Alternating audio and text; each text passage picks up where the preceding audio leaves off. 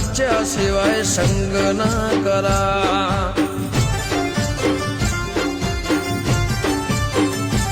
એ બોલીને કદી ના બદલાઈ જાય, જગતની વાતો માના ભરમાઈ જાય.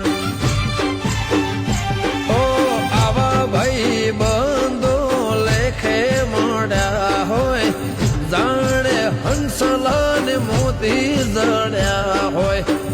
આવા ભાઈઓ બધા લેખે મળ્યા હોય, વિશ્વાસ પૂરા ભેરું